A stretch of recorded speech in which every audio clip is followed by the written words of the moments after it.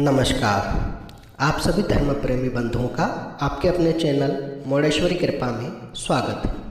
इस चैनल पर आपको पूजा पाठ संबंधी जानकारी प्रदान की जाएगी। सभी से सविनय निवेदन है, चैनल को सब्सक्राइब करें, शेयर अवश्य करें। वीडियो पसंद आने पर लाइक भी करें। आप कोई सलाह देना चाहते हैं अथवा आप कुछ जानना चाहते हैं तो आप कमेंट बॉक्स में कमेंट जरूर करें। जय मोडेश्वरी, बोल बम। आज का टॉपिक है कि हम कम समय में कैसे देवता को प्रसन्न कर सकते हैं। तो देखिए, मैं जो आज उपाय बताने वाला हूँ या जो बात कहने वाला हूँ उसके अनुसार 5 मिनट में ही आप अपने देवता को प्रसन्न कर सकते हैं। देखिए, होता यह है कि देवता जो हैं भाव से प्रसन्न होते हैं। अगर हमारे मन में चाहत है, हमारे मन में इच्छा है, हम स्वच्छ हृदय से ईश्वर के किसी भी रूप को मानते हैं, किसी का भी हम इष्ट मना लेते हैं और उनके सामने अपनी कामना रखते हैं, अर्थात निष्काम भाव से भी अगर हम उनको याद करते हैं तो वे सहज प्रसन्न हो जाते हैं। आजकल भाग दौड़ भरी ज़िंदगी है, बहुत सारी समस्याएं हैं, परेशानी है, समय कम मिल पाता है। ऐसे में हम ऐसी कौन सी पूजा अर्चना विधि करें जिससे शीघ्र ही हमको देवता की कृपा प्राप्त हो जाए। देवता की कृपा प्राप्त करने के लिए आपको मात्र 5 से 10 मिनट देने होंगे और आपको अधिक कुछ नहीं करना है। जैसा कि अभी मैंने बताया कि साफ हृदय से ईश्वर को ध्यान करते हैं, मनन चिंतन करते हैं तो भी वे प्रसन्न हो जाते हैं। ऐसे में अगर हम चाहते हैं कि हम उनका कोई पाठ आदि करें और जिसके लिए हमारे पास समय नहीं है तो आप एक छोटा सा उपाय करें जिसकी वजह से आपको देवता की कृपा शीघ्र ही प्राप्त होने लगेगी।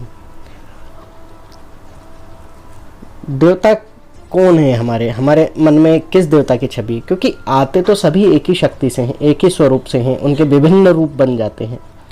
तो हम किसका चिंतन करते हैं, हम किसका इष्ट करते हैं, हम किसको अपना इष्ट मानते हैं, हम दुख मुसीबत में किसको सबसे पहले याद करते हैं। क्योंकि जो इष्ट होते हैं वो हमारी माँ का ही एक दूसरा रूप होता है। एक तरीके से जिस प्रकार हम बच्चे को तकलीफ़ होती है, भूख लगती है, प्यास लगती है तो वो अपनी माँ की शरण में जाता है। कोई भी तकलीफ़ होती है तो फ़ौरन माँ को याद करेगा, बाहर किसी झगड़ा हो जाए तो फ़ौरन पापा को याद करेगा।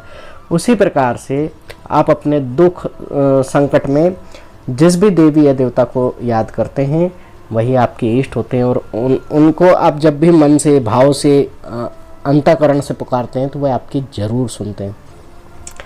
तो उनका क्या स्वरूप है, किस स्वरूप में आप उनको याद करते हैं। कोई जैसे अगर हम देवी की बात माने तो कोई दुर्गा को याद करता है, कोई वैष्णवी रूप में याद करता है, तो कोई चिंतपूर्णी, कोई नैना देवी, कोई ज्वाला देवी, तो कोई महाकाली, भद्रकाली के रूप में उनको स्मरण करता है। तो इसी प्रकार से आप अपने इष्ट का जिस भी स्वरूप में चिंतन करते हैं उस स्वरूप का जो भी आप नाम मंत्र या उच्चारण करते हैं तो उनकी कृपा आपको प्राप्त होती है। देखिए, छोटा सा उपाय मात्र एक ही है कि आप नित्य प्रति नहा धो करके स्वच्छ वस्त्र आदि धारण करके अपने घर में जो भी मंदिर है या भगवान के फोटो जहाँ भी रखें अथवा नहीं भी रखे हैं तो पूर्व की तरफ मुँह कर लें, पश्चिम में कर लें, उत्तर में कर लें, तीनों दिशा में कहीं भी मुख करके आप धूप बत्ती अगर करते हैं घर में तो बहुत अच्छी बात है। अगर नहीं कर पाते हैं तो कुछ ना करें, एक स्मरण कर लें, ईश्वर का चिंतन कर लें।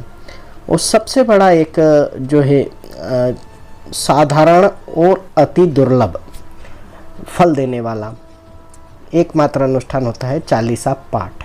जी हाँ, मैं आज जिस चीज़ की बात कर रहा था कि 5 मिनट में आपको कृपा प्राप्त हो सकती है वह है चालीसा पाठ। आप जिस भी स्वरूप का, जिस भी रूप का, जिस तरीके से आप स्मरण करते हैं अपने इष्ट को, उनका मन में चित्र देखिए, अपने मस्तिष्क में उस स्वरूप को लाइए और चालीसा पाठ आप कीजिए।